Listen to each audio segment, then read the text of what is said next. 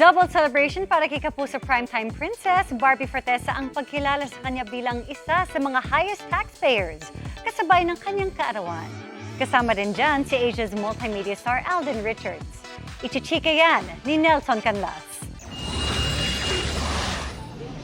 Kinilala ng Bureau of Internal Revenue o BIR ang naging kontribusyon ni Alden Richards at Barbie Fortesa sa paggamit ng kanilang mga plataporma sa paghikayat sa mga mamamayan sa pagbayad ng tamang buwis. Si Alden, isa sa mga highest taxpayer para sa taong 2025. Pero naniniwala si Alden na hindi lang sa pagbabayad ng tamang buwis nagtatapos ang ikabubuti ng ating bayan.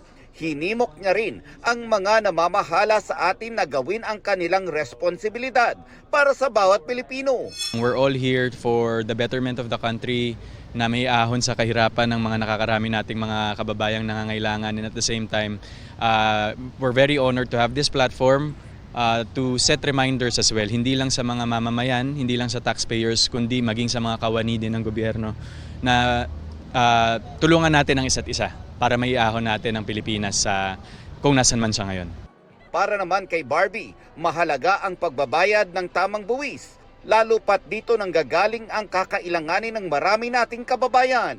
Yes, I understand that this is both an honor and a responsibility, and maraming LGUs and mga programa na kumukuha talaga ng funds from our national tax. So healthcare, educational programs, public welfare, ganyan. So ang isang mamamayan, maliit na contribution pero malaki ang magagawang pagbabago para sa ating mga kababayan.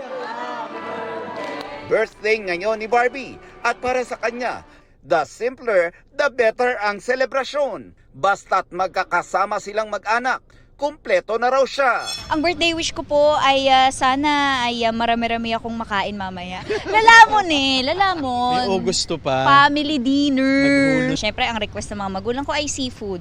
Nelson Canlas, updated sa Showbiz Happenings.